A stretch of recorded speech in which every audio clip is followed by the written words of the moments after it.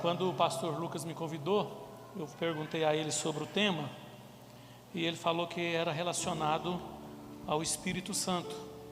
E eu me recordei de um seminário que eu fazia em 1999, e o professor dizia o seguinte: nós precisamos falar mais sobre o Espírito Santo. E eu lembrei disso quando ele falou esse tema, porque a igreja hoje ela tem tanta demanda no que tange a pregação do Evangelho, que tudo que a gente tem que falar muito. Falar muito sobre família, falar muito sobre escatologia, sobre educação cristã, sobre política, embora é um assunto que nós não gostamos muito, porque o brasileiro mistura política com politicagem. A politicagem não é saudável, o politiqueiro não é saudável, mas a política é essencial. Então nós temos muitos assuntos que são importantes de falar.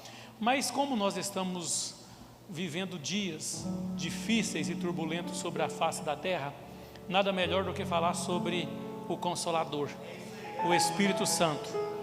Eu poderia aqui trazer à tona algumas origens signas da palavra do Espírito Santo, desde nós falarmos do Cletos, do Pneuma e por aí vai, mas vamos falar da pessoa do Espírito Santo. Eu quero fundamentar a mensagem no tema de Lucas, capítulo 3, versículo 22, que diz assim o texto sagrado: e o Espírito Santo desceu sobre uma forma corpórea como uma pomba, e ouviu-se uma voz do céu que dizia: tu és meu filho amado, em ti tenho comprazido.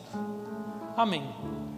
Eu quero falar baseado nesse texto bíblico, e com certeza nós teremos aqui uma reflexão sobre a pessoa e obra do Espírito Santo. E esse texto eu gosto muito dele, porque nós vamos encontrar aqui a Trindade: Deus Pai, Deus Filho e Deus Espírito Santo. Há um questionamento sobre a Trindade, porque não existe essa palavra na Bíblia. Mas mais importante do que a palavra, do que rotular, é saber que ela existe.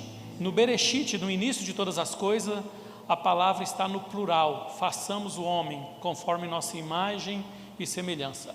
E alguns teólogos entendem que o homem é tricotômico exatamente porque tem Deus Pai, Deus Filho e Deus Espírito Santo. Nós temos corpo, alma e espírito. O corpo da ciência de si, o espírito ciência de Deus, e a alma é o nosso status quo, a nossa essência, se estamos tristes ou alegres. E o que é importante observar neste texto supracitado, só para nós entrarmos de forma integral na palavra do Espírito Santo, eu quero aqui refletir com vocês, é que existem algumas coisas na palavra de Deus que a nossa mente ela é finita para tentar discernir. Por exemplo, quando nós lemos João 14,6, diz: eu sou o caminho, a verdade e a vida, ninguém vem ao Pai senão por mim. Jesus não disse ninguém vai ao Pai, ele disse ninguém vem ao Pai. Aqui você vê que Deus Pai, Deus Filho e Deus Espírito Santo é indissolúvel. Tanto é que em um dado momento Filipe faz uma pergunta a Jesus: mostra-nos o Pai. No original grego, os estudantes de teologia sabem do que eu estou dizendo. Jesus ele chega a se entristecer dizendo: estou há tanto tempo convosco e vocês dizem: mostra-me o Pai. Preste bastante atenção. Se a Trindade é indissolúvel, o que dizer deste versículo de João 3,22?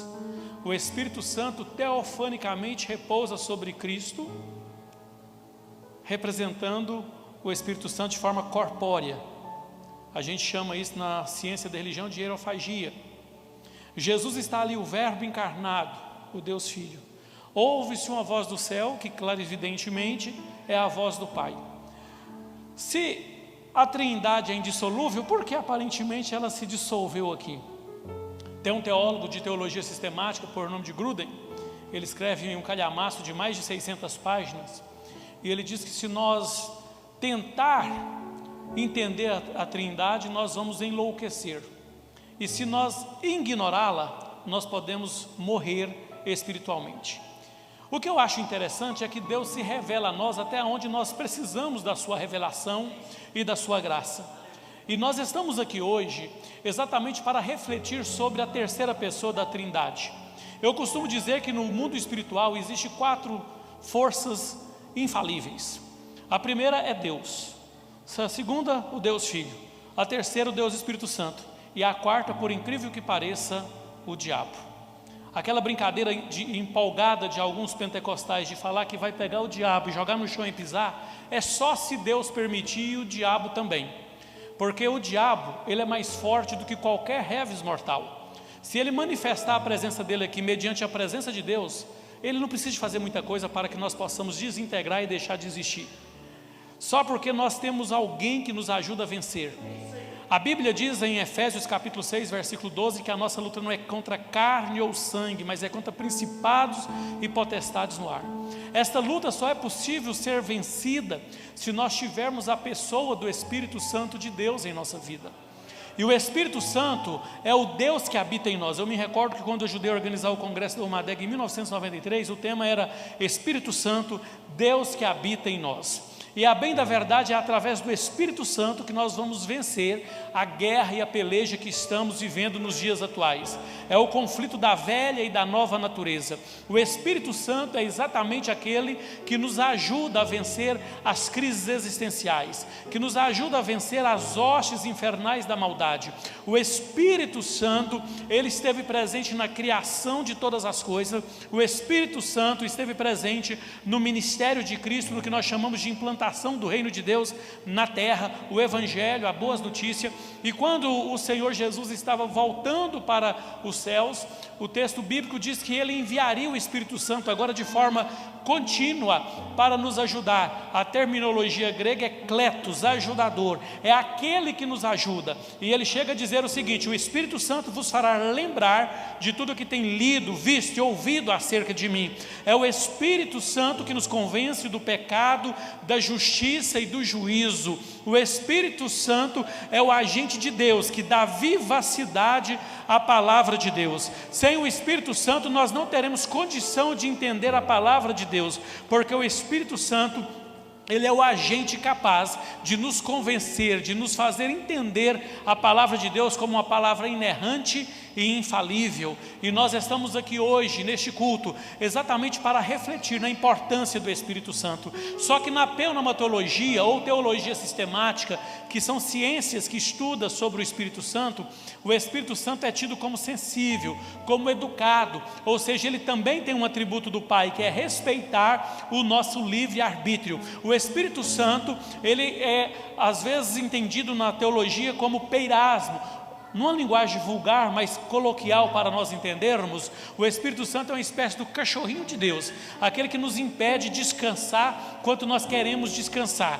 Porém, ele se ausenta se nós insistirmos. Eu vou explicar melhor. Quando você e eu queremos pecar, estamos sendo seduzidos pelo pecado, o Espírito Santo age de forma peirasmo na nossa consciência, fazendo o que nós chamamos de peso de consciência. Não faça isso, isso não é certo, é errado ainda que todos estejam fazendo. É mais ou menos assim que o Espírito Santo se revela no nosso viver diário. O grande problema é que o Espírito Santo, ele é sensível, ele não insiste muito. Nós vamos ouvindo ele dizer: não faça isso, não ande por este caminho, não desconstrua a imagem do seu semelhante, do seu irmão. Ao invés de acusar, estenda as mãos. E nós insistimos em caminhar antagonicamente aquilo que o Espírito Santo fala, através da nossa consciência. Sabe o que acontece? Ele vai se afastando.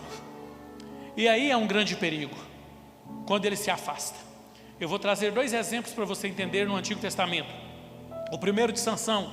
O Espírito Santo, ele vinha e ia, e Sansão tinha o Espírito do Senhor na vida dele para fazer as proezas que ele fazia, dado o chamado que ele tinha.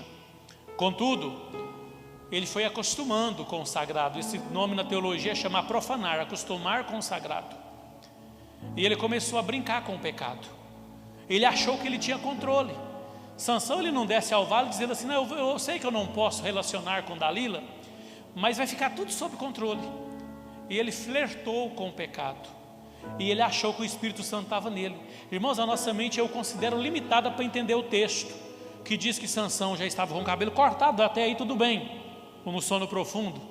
Claro que não é o cabelo que dava força, é o voto. O cabelo era um símbolo. Mas furar-lhe os olhos é algo que a minha mente não consegue entender. Preste bastante atenção para você compreender onde eu quero chegar. Ele estava no sono profundo, já estava com o cabelo cortado, estava cego, e quando Dalila dá o grito, ele não sentiu o Espírito Santo sair dele, assim como ele não sentiu todo o voto do nazireado sendo quebrado. O que eu aprendo com Sansão é que se nós não tomarmos cuidado, tem hora que nós achamos que o Espírito Santo de Deus está em nós e ele não está. Tem hora que nós achamos que somos crentes e não somos. Este nome causa um efeito backlash, crente. Mas crente é aquele que acredita em alguma coisa, reverencia alguma coisa. E no nosso caso, nós não acreditamos numa coisa reificada. Nós acreditamos no Deus triuno, no Deus Pai, no Deus Filho e no Deus Espírito Santo. E buscar o Espírito Santo não é algo tão difícil, é a mesma maneira de buscar a Cristo. É a renúncia, é despojar do velho homem, das obras infrutuosas do pecado. Mas buscar o Espírito Santo eu não considero difícil. Eu me recordo quando adolescente, eu naquele desejo de ser consagrado a diácono, naquela época era muito difícil, ainda solteiro, e era um requisito básico ser batizado no Espírito Santo com evidência em falar em línguas estranhas. Aí eu cheguei na minha mãe, eu tinha 15 anos de idade, falei: mãe, como que faz para receber o batismo no Espírito Santo? Ela falou: pratica a tríade espiritual. O que é isso? Leia a Bíblia, ore e jejue. Conheça a Deus através da sua palavra, mortifique a sua carne, a sua natureza pecaminosa através do jejum e ore. E ao ser cheio, Atos capítulo 2, começaram a falar. E eu busquei o batismo no Espírito Santo e Jesus me batizou, resumindo a história. E eu percebi que eu não tinha chegado no final. Eu achei que eu tinha chegado por ser novo. Agora eu estou tranquilo, já recebi o batismo no Espírito Santo.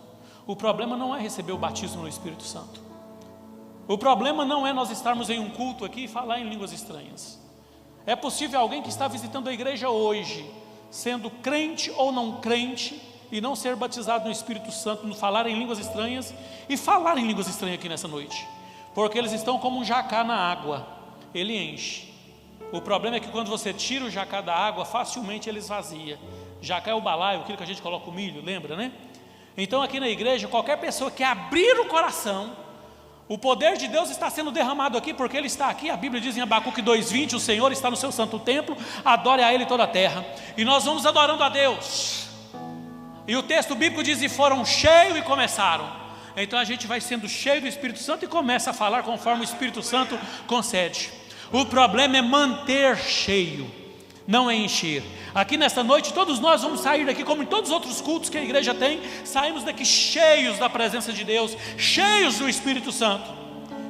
Mas quando chegamos em casa, nós começamos a alimentar novamente a nossa natureza humana, quiçá a nossa natureza pecaminosa, e nós esvaziamos do Espírito Santo e nos enchemos dos nossos afazeres e das coisas da nossa vida.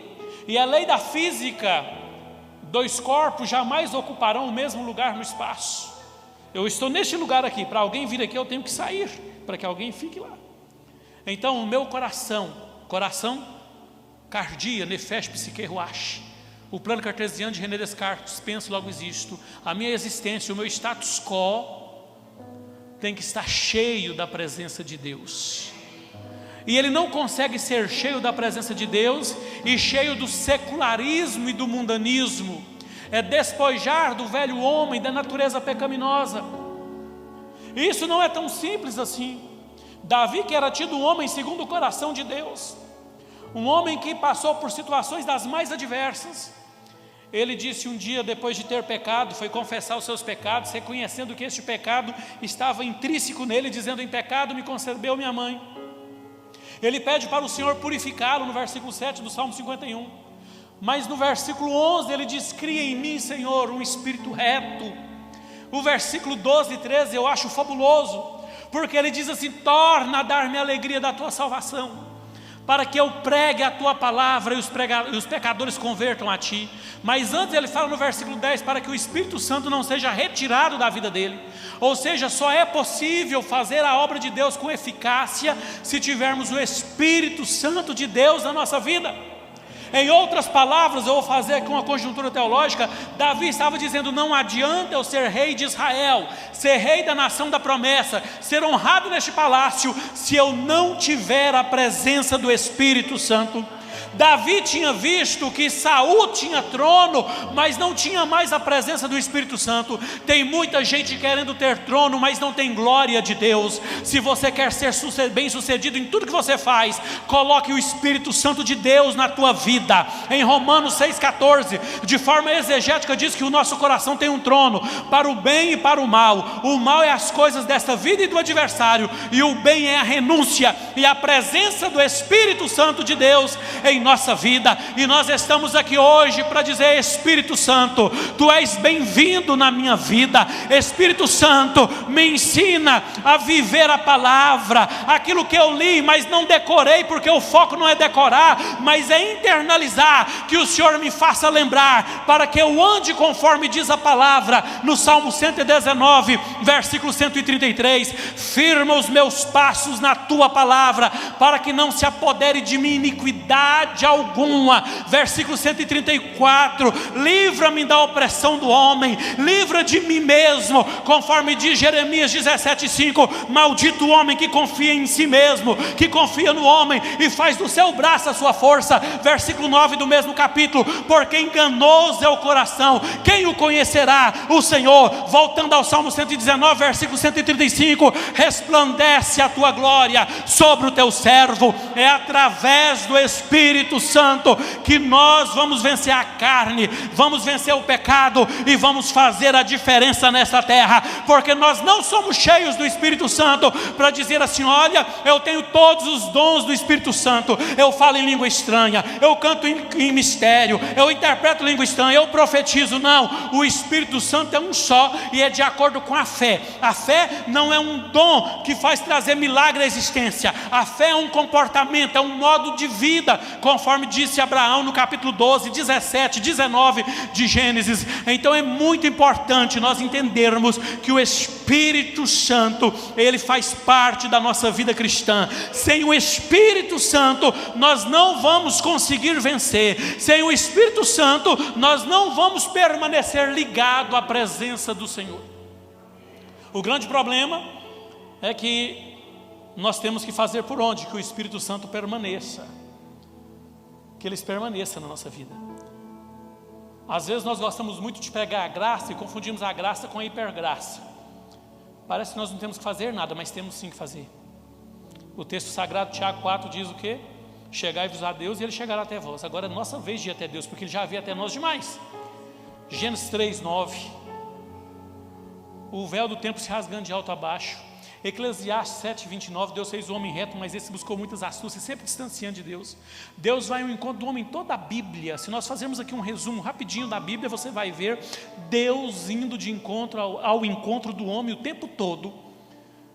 Só que agora chegou um momento que, quando Jesus fala em João 19, 31, Teos teletai, ele já falou: o que eu tinha que fazer eu já fiz, agora é a vez deles. E às vezes nós não entendemos isso. O texto áureo da Bíblia, porque Deus amou o mundo, ali não está usando o termo de cosmo, de planeta, de natureza, nada disso. Está falando o termo de povo, pessoas, porque Deus amou o mundo de tal maneira, virou um incógnito, porque não deu para mensurar o tamanho deste amor, que deu o seu Filho unigênito, para que todo aquele que nele crê. Crer é o preço da salvação. Crer não é apenas acreditar. Em Atos 16, 31, o soldado, quando ele tenta suicidar, Paulo fala: não faça tal coisa. Ele diz: o que farei para ser salvo? Crê no Senhor Jesus, será salvo tu e tua casa.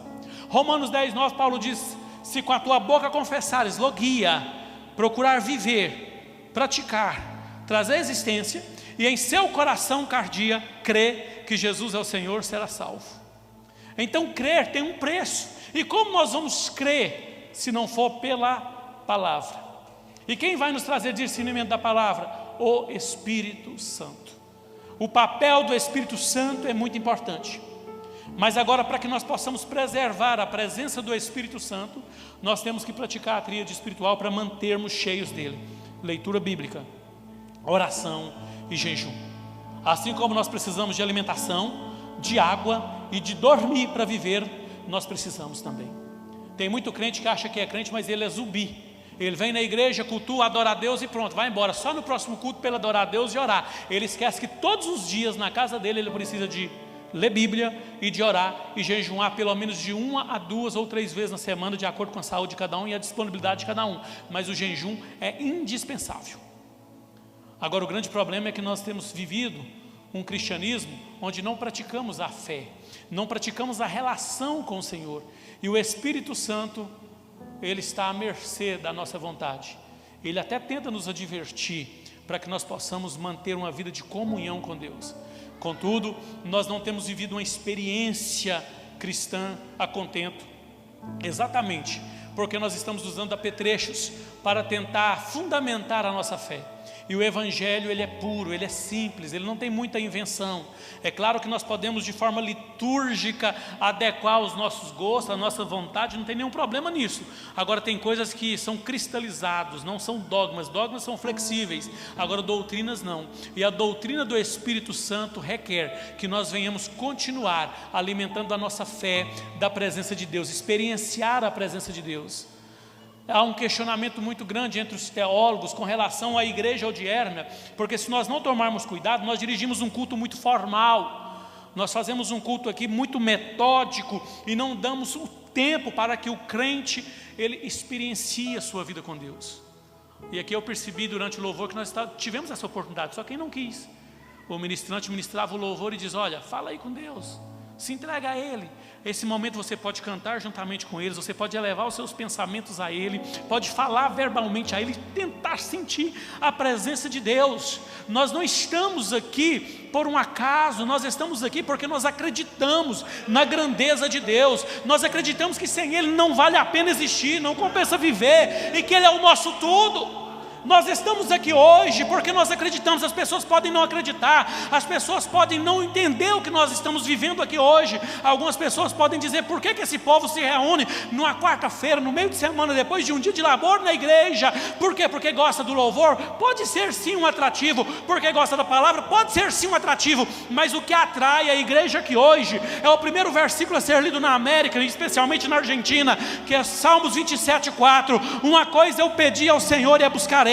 Eu vou pedir e vou esforçar, que eu possa estar na casa dele. Para quê? Para contemplar a glória e para aprender. À medida que eu sinto a presença dele, eu envolvo com a glória dele, eu quero aprender a como levar essa palavra para fora das quatro paredes. Então Deus te trouxe aqui hoje para te dizer que o Espírito Santo quer lugar cativo na nossa vida e em nossos corações. Sem o Espírito Santo nós não vamos conseguir vencer. E por que muitos crentes têm se tornado presa fácil do inimigo? Porque são espectadores do culto. Eles não cultuam. Eles até avaliam o culto. Nossa, palavra boa. Que louvor bom. Não, o louvor não estava tão bom porque a pastora não estava presente. Acontece isso. Tem dia que a gente até acontece, eu sou pastor de igreja há muitos anos. Tem dia que a gente chega no culto, não, foi bom, mas essa música não fica, o irmão cantou aqui, mas eu prefiro na voz da senhora, pastor, eu acho melhor. Não, a pastora cantou, mas aí tem aqueles os que tem aquela linguinha luciferiana, né, que quer promover dissensão na igreja. Não, ela cantou só porque ela é pastora, mas na voz sua fica melhor. Nós não estamos aqui para assistir culto, nós estamos aqui para prestar culto. A palavra culto no original vem lá do holocausto, queimar, tornar em cinza. Nós não viemos aqui para receber nada, nós viemos aqui para entregar tudo. E detalhe, eu aprendi isso, mas aprendi errado. E coisa difícil é desaprender o que a gente aprendeu errado. Você já ouviu isso em algum momento da sua vida? Quem é crente há mais de 20 anos aqui? Deixa os seus problemas lá fora. Não. Põe eles aqui dentro. Salmo 55:22. Lança o teu fardo sobre o Senhor e Ele te susterá. Tem problema, coloca diante de Deus, que Ele vai queimar esses problemas e vai te ajudar.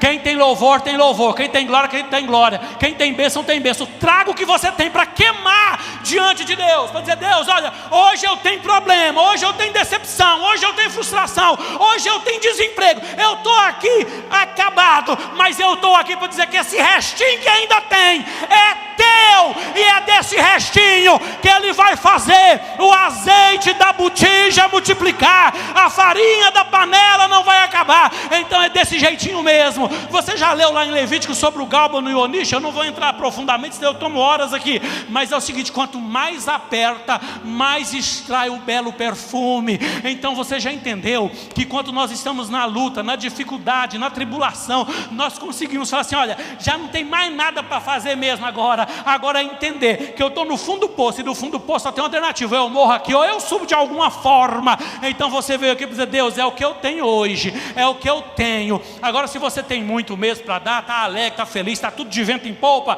também pode, mas não é da boca para fora, é do coração, é do âmago da alma. Diga: Senhor, eu estou aqui para te agradecer, porque realmente se não fosse o Senhor, eu não estaria aqui. Irmão, coisa boa é reconhecer que é Deus e sempre Deus na nossa vida. E se nós andarmos segundo a vontade do Espírito Santo, nós ficamos na vontade dEle. E a vontade de Deus não tem esse negócio. Me desculpa se você já ouviu isso, não é uma crítica, mas como eu sou teólogo também, mestrando em teologia, deixa-me dizer uma coisa para vocês. Não existe centro da vontade de Deus, existe a vontade de Deus. Porque as coisas de Deus é ou não é. Se for centro da vontade de Deus, olha que é um púlpito. Eu estou aqui mais ou menos, eu imagino, no centro. Mas se eu estiver aqui também, eu estou no púlpito. E a vontade de Deus não é periférica, ela é única. Então eu estou na vontade de Deus. E é o Espírito Santo que vai nos fazer isso. E tem um detalhe: se não for por intermédio do Espírito Santo, nós não conseguimos ter esse discernimento. Às vezes nós valorizamos muito os dons do Espírito Santo e esquecemos do fruto. Todos são importantes. Só que tem um problema: os dons, eles não são aspectos salvíficos igual nós achamos. Não, aquele irmão é profeta, é uma bênção sim o profeta, língua estranha e tudo que vai à interpretação, não tem problema. Nós damos muito valor a isso, mas só que Romanos capítulo 12 diz o quê? Se é profecia, seja de acordo com a fé. Eu não preciso nem de ser crente para profetizar, eu tenho que ter fé, porque é um dom de inspiração. Você já leu Jesus falando que muitos dirão que naquele dia: Senhor, abre-nos a porta que eu profetizei, e não foi? E lá, irmão, o texto sagrado nos assusta. Eu profetizei e expulsei demônio. Hoje tem muito obreiro que não tem coragem de expulsar demônio. Mas o mais grave é isso aqui: eu operei maravilhas. Operar maravilhas, irmãos, é algo tremendo. Curar enfermo é mais fácil do que operar maravilha. Eu estou com esse braço aqui comido por um câncer. Se você tem fé e ora, é um braço. A partir de um braço pode vir uma cura. Mas operar maravilha, por alguma circunstância eu perdi o braço e não tenho o braço. Aí você ora e nasce um braço. Aí no dia que Jesus chama para bodas, ele fala assim: vem, eu operei maravilhas, orei para o Alaílson, nasceu um braço. Não te conheço não.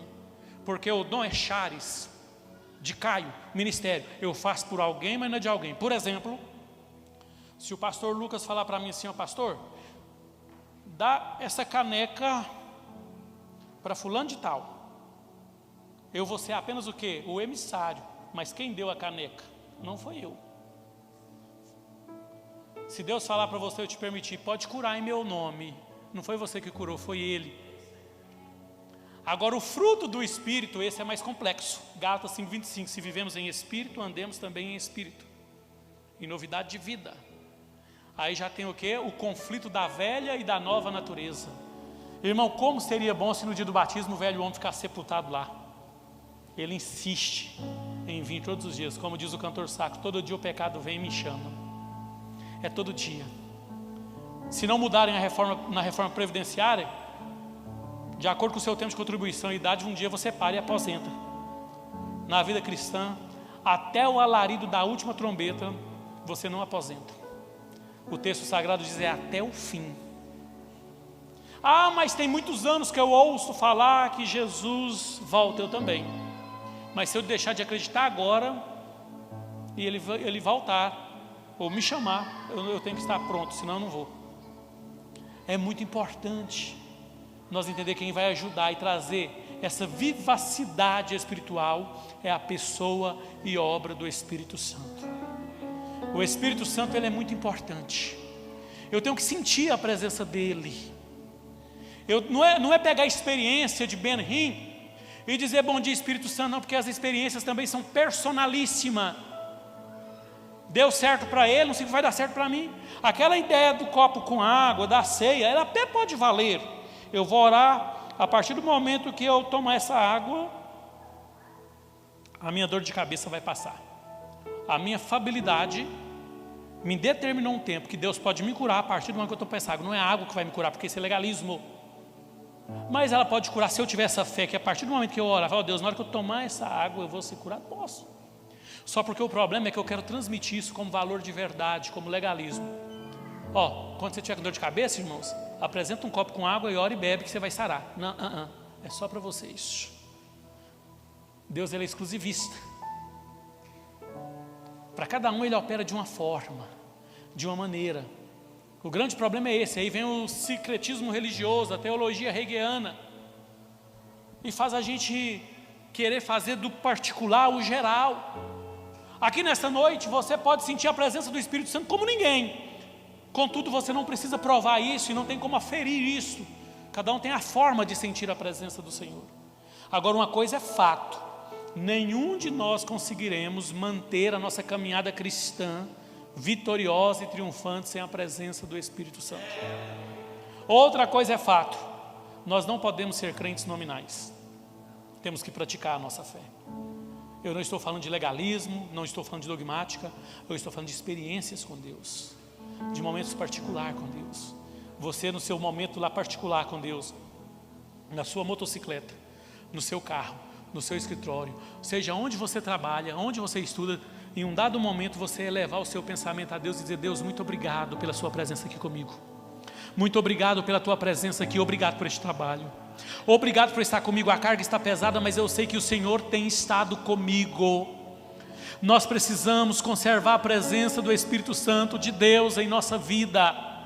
Nós precisamos desesperar pela presença do Espírito Santo de Deus em nossa vida. O grande problema é que nós temos alimentado muito a nossa natureza carnal, os nossos sonhos, os nossos anseios, que nós não temos mais desejo das coisas dos céus. Porque, a bem da verdade, a vida aqui ela não é ruim. Se você tiver uma boa saúde, uma boa família, eu estava dizendo para a igreja ontem, e acho que o meu exemplo com a Duna, com o do pastor Lucas também, eu acompanho ele sempre, nas mensagens que ele ministra nas redes sociais. Nós como pastores, irmãos, não precisamos sofrer muito não, porque a gente já conseguiu entender quem é Deus na nossa vida, consegue relacionar os problemas familiares e viver bem em harmonia com a família, e já tem o suficiente para viver, que é coragem e saúde para trabalhar. Mas não, tem hora que a gente tem tempo, está igual Moisés, levando o povo para a terra prometida, e se bobear fica de fora, então passa raiva com gente teimosa e desobediente. É a mais pura realidade. Eu falei na igreja ontem: olha, eu não sou pastor por dinheiro, por isso, por vocação, não para aparecer, mas eu tenho 7 graduações, irmãos, em qualquer uma que eu exercer, eu ganho mais dinheiro do que como pastor, e não tem que dar satisfação para ninguém, porque como pastor, se eu trocar de carro, tem que explicar para eles por que eu troquei de carro. Se eu comprar uma casa, tem que explicar por que eu comprei uma casa. Se eu quiser dar um presente bom para os meus filhos, eu tenho que ficar explicando. É uma luta. E eu consigo viver muito bem, harmoniosamente com a minha família, e consigo muito bem ir a uma igreja, experienciar a minha fé com Deus e voltar para casa sem lidar com o problema dos outros. Mas olha só, o Espírito Santo, ele mostra que o chamado pastoral não é quando as portas estão fechadas e você vai, é quando todas as portas estão abertas e você só consegue ver o seu chamado, a sua vocação, o seu ministério. De boa vontade me gastarei e deixarei gastar por vossas almas. Isso é o chamado. E nós como cristãos, quando nós somos cheios do Espírito Santo, não é só o pastor, não é só os obreiros da igreja, não. Nós entendemos que essa vida aqui ela pode ser boa, mas nós temos uma missão, que é edificar almas e ganhar almas para o reino de Deus. Lembra de Elias? Tanto que a vida era boa. A Bíblia não fala assim, mas eu gosto de trazer esse exemplo. Elias, ele vence 850 profetas, 400 de Baal e 450 de Azara.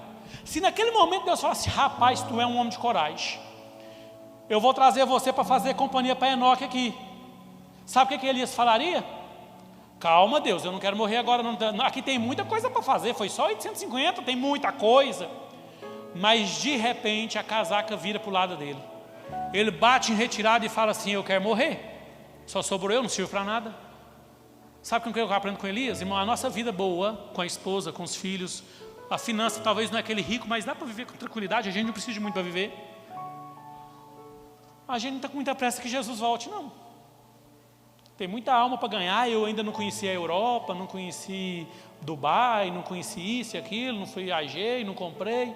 Mas na hora que a gente vê que as coisas, no dizer coloquial, a vaca está indo para o brejo, Jesus volta logo, senão ninguém vai para o céu não.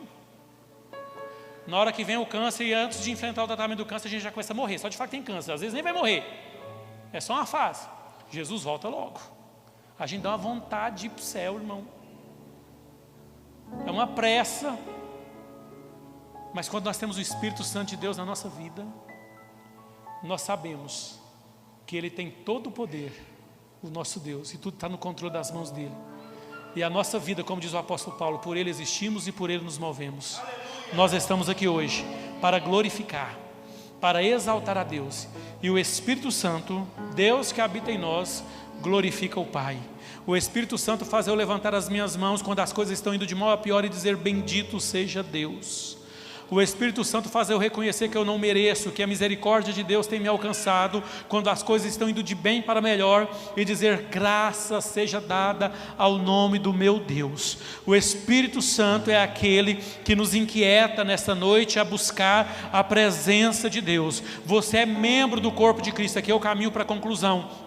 O corpo de Cristo não é estéril. Quem está enxertado nele produz frutos, e frutos dignos de arrependimento. E para produzir estes frutos tem que dar legalidade, legitimidade para que o Espírito Santo atue em nossas vidas. Vamos deixar de alimentar apenas os nossos desejos de conhecer as cidades e países afora e de conquistar as coisas dessa vida. Como dizia Spurgeon: quanto mais eu tenho da terra, menos eu quero do céu. Mas quanto mais eu tenho do céu, menos eu quero da terra. Vamos buscar a presença de Deus nesta noite. Vamos adorar a Deus, vamos glorificar a Deus. Vamos dizer: Espírito Santo, Tu és bem-vindo na minha vida. Me ajude a dizer não à carne, ao pecado, à iniquidade, porque eu fui chamado para servir o Deus Todo-Poderoso. E aqui eu concluo, na autoridade do nome de Jesus. Eu quero trazer a mesma unção que Samuel trouxe quando foi ungir Saul a rei, em 1 Samuel capítulo 10 versículo 6.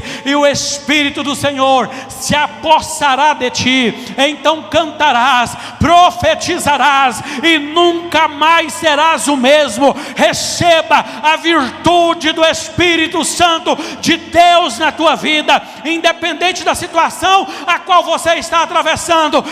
Encha-se do Espírito Santo, porque o Espírito Santo, Ele vai enxugar o teu pranto, Ele vai colocar um novo cântico nos teus lábios, e o nome do Senhor será glorificado por ti e através de ti. Que Deus abençoe. Muito obrigado.